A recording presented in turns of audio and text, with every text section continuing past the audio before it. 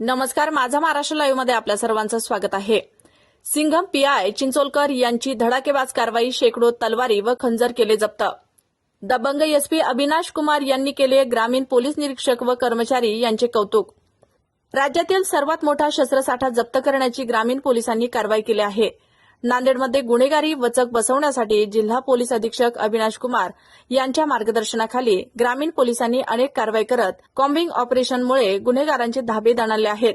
या धडाकेबाज कामगिरी केल्याबद्दल जिल्हा पोलीस अधीक्षक अविनाश कुमार यांच्याकडून पोलीस निरीक्षक ओमकांत चिंचोलकर व कर्मचारी यांचे अभिनंदन करण्यात आले।